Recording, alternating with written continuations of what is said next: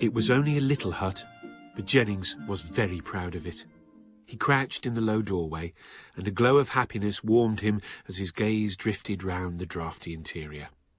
Of course, it was still rather muddy, he thought, but they could use the planks of the front door for duckboards until they had finished digging the patent drain on the marshy side of the floor. The roof was rather thin on top, and the walls were on the bald side too, but they could easily stop the wind whistling through by collecting a few more reeds and branches. And until Derbyshire had finished making his famous ventilating shaft out of that disused drain pipe, it was just as well that they had got air-conditioned walls. All around him, Jennings could hear sounds of activity as neighbouring hut builders cocooned themselves in their reedy igloos. They had been quick to copy his idea and claim squatters' rights, but it was he who had thought it all out in the first place.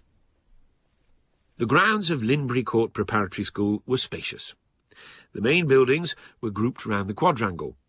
Then came the cricket pitches, the headmaster's garden, and stretches of rough grassland. Past these, and reaching to the limits of the 40-acre estate, was the wood. And in the wood was the pond. It was an obliging sort of pond that seemed to ask for exciting tracking games to be played round it, and the shrubs and bulrushes growing about its banks almost implored people to build huts in them.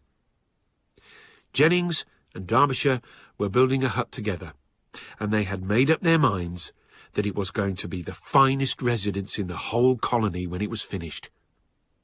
It was Jennings' third term at Lindbury, and he was nearly 11. He was an eager, rather impetuous boy, with a wide-awake look in his eyes and a head of brown hair that no comb could keep parted for long. As he knelt on the soggy clay floor, loud metallic bangings came from an inner compartment at the far end of the hut. "Don't kick up such a frantic hoo-ha, Derbyshire," Jennings called. "Can't you hammer a bit more quietly?" From the inner sanctum, a pink and white face, topped with fair curly hair, peered out. It was a serious face, with spectacles. "I'd like to see you do better," it said. "It's pretty tricky making a patent prefabricated ventilating shaft when you've only got your shoe to hammer with." The craftsman crawled through into the larger room, trailing a piece of drain pipe behind him. "I bet nobody else has got a patent prefabricated ventilating shaft in their hut." "Neither would we if you hadn't sat on it and bent it," replied Jennings. "I was going to get a small hunk of mirror and make it into a periscope so as we could see people coming." "You don't need a periscope for that," Derbyshire objected. "You can see people coming through the gaps in the reeds." Jennings and Derbyshire's hut boasted a cane-seated rustic chair made from broken branches and bulrushes. It was perfectly safe, provided that no one actually sat on it. There was also a pair of bicycle handlebars salvaged from the pond and now in use as a hat stand. They were still searching hopefully for a hat to hang on it. There was a bookshelf, a boot scraper, and on the wall a sugar sack with the words, "Welcome to ye olde worlde hut," picked out in a tasteful variety of colours. A thick black head of hair appeared in the hut. It was Brumich Major. They showed him the patent prefabricated ventilating shaft. Brumich shrugged. "Come and see what I've got in my hut," he said. The only way to enter Brumich's hut was to lie down and slide through a hole in the reeds. Inside, the visitor found himself in a natural hollow of the ground which had been roughly roofed in. Even in the dim-lit interior, Jennings saw it. Balanced on a broken cake stand in the middle of the floor was a tank of water, and in the tank was a goldfish. "Gosh, how super-cracking sonic!" declared Jennings with excitement. "Wherever did you get it from?" "My mother brought it down by car yesterday," Brumich explained. "It took her years to get here. She could only drive it about 4 miles a fortnight in case she spilt the water. You can keep your patent prefabricated ventilating shafts." "Thank you," said Derbyshire. "We were going to." "All I want is Elmer," cried Brumich with fierce pride. "Who?" queried Derbyshire. "Elmer. That's my fish's name." "Why?" "Why? Well, why not? Why are you called Derbyshire?" "Oh, that's easy to explain. My father says that years ago my family used to be known as—" "All right," Jennings broke in. "We don't want your family history right back to William the Conk." A whistle sounded in the distance. "Come on," said Brumich. "There's Mr. Carter blowing the all in." "You know, Darby," Jennings said, as they followed Brumich out of his hut, "a pet like that is just the right sort of thing for a boarding school. He can't escape, you don't have to take him for walks, and he doesn't eat much. You can't go wrong with a goldfish, can you?" "I bet you could," his friend answered. He little knew how near the truth he was. By now, bodies were emerging from huts and hurrying towards the slope which led to higher ground. There was a quagmire at the foot of the slope where the pond had overflowed across the path, and here the pioneer hut builders had erected the Derbyshire Pontoon Suspension Bridge.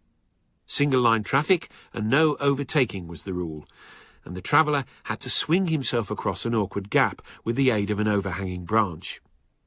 The bottleneck had slowed the hurrying tide of hut builders to a snail-paced crawl. Mr. Carter's whistle sounded again, impatiently this time, as the boys waited their turn to cross.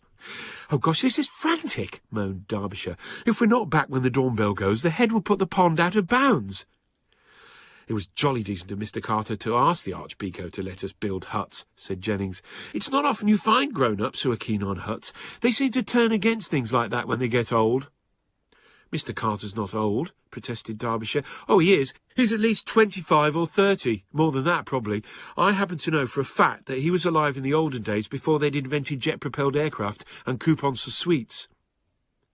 In single file, the hut builders picked their way across the pontoon suspension bridge and ran full tilt past the cricket pitches.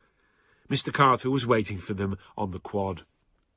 Seen at close quarters, the master did not appear to be the sole surviving relic of a bygone age that Jennings' description had suggested. He was in his early 30s, a friendly, unhurried sort of man who remained calm amidst all the excitements which ruffled the surface of boarding school life. "How are the huts progressing?" he inquired. "They're going fine, sir," Jennings told him, "and we're learning masses of natural history and botany, sir." "Really?" marvelled Mr. Carter. "Such as?" "Well, sir, I've learnt you can cut your finger on bulrushes, and you can't keep newts out of a hut, however many anti-reptile traps you dig around it, sir." "I see. Well, there's one point you better bear in mind. If anyone gets his feet wet, or falls into the pond, or even gets stuck in an anti-reptile trap, it will mean the end of hut building. The head's most particular about you not getting dirty and spoiling your clothes." "Yes, sir," chorused the hut builders, trying to edge behind one another in their efforts to conceal muddy socks and pond-slimed shoes. A few days later, Jennings and Derbyshire were on their way to their hut, when they were hailed by Atkinson, who occupied a little hut near the water's edge. "Ah, Jen, I've been looking for you," he cried. "Brummer's got the mumps." "Oh, that is Ozzard," said Jennings. "He sent you an urgent message via me to you about his goldfish. He's not allowed to have it in the sanatorium, and he's as sick as mud at having to leave it behind because he's so spivishly devoted to it. It's like his next of kin, as you might say. He wants you to look after it." Jennings pondered for a moment. Taking care of a fish who boasted a next of kin was a serious business, and not to be undertaken lightly. At the same time, it was gratifying to think that he had been chosen for this position of trust. Clearly, it was his duty to shoulder this burden so that Brumich could enjoy his mumps with an easy mind. "All right," he said.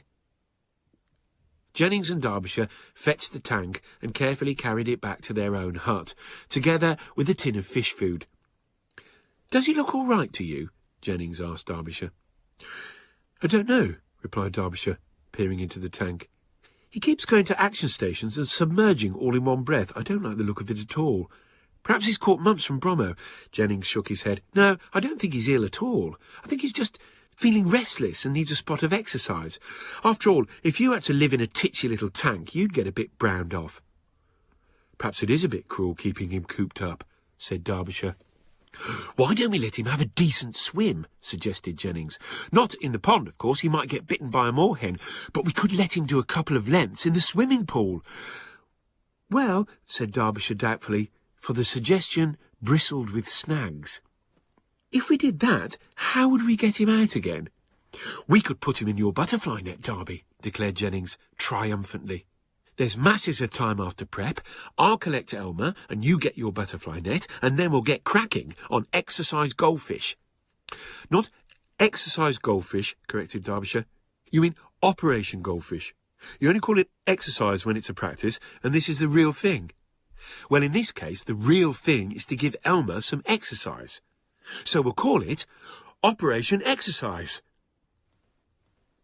Shortly after evening preparation, when there was still a clear half-hour before bedtime, Jennings staggered round the corner to the swimming pool with a goldfish tank in his arms. Derbyshire was waiting for him, with his butterfly net and the key, and furtively they let themselves in. Carefully, the fish was transferred to the butterfly net and lowered into the none-too-clean water. Jennings held the handle and moved slowly along the edge of the pool. It was a great success to start with, and as Jennings pointed out, everything was going swimmingly. Derbyshire lowered his voice to a respectful whisper. "I expect he's wondering where he's got to, don't you? He had a sort of puzzled look on his face when I popped him in the net. Perhaps we'd better check he's all right." Jennings jerked the net clear of the murky water. It was empty. For some seconds the two boys stood staring in horrified amazement, while little driblets of water trickled down the mesh and dripped back into the pool. Then, when the first impact of the shock was over, and the boys inspected the net at close quarters, they found a medium-sized hole in the bottom. "Oh, heavens! Brumich will never forgive us if anything happens to Elmer," moaned Derbyshire. "He can't have swam far yet. Let's see if we can see him," said Jennings. "The water's a bit dirty, though. We would wait till it's nearly time to have it changed. I can't see the bottom at all." The water was certainly cloudy. The bath was a small one, and Robinson, the odd job man, changed the water every 3 weeks, and judging by the state of it on that fateful Tuesday evening, the bath was more than ready for its 3-weekly renewal. Jennings and Derbyshire knelt down and peered into the murky depths. Once Jennings caught a glimpse of a golden streak near the surface, but the fish was more than an arm's length from the side. Jennings grabbed the net and leant over the side while Derbyshire grabbed his friend's ankles, but by that time Elmer was out of range and out of sight. "I wonder whether we could lure him to the side with bait," Jennings pondered. While Jennings kept guard, Derbyshire fetched a tin of fish food and a flower pot full of worms. Jennings sprinkled the fish food on the water and submerged the flower pot in the butterfly net. It was all in vain. No fin rippled the surface, no jaws rose to take the bait. "Oh, gosh! This is Ozzard," cried Derbyshire in despair. "Why do these frantic hoo-haws always have to pick on us to happen to?"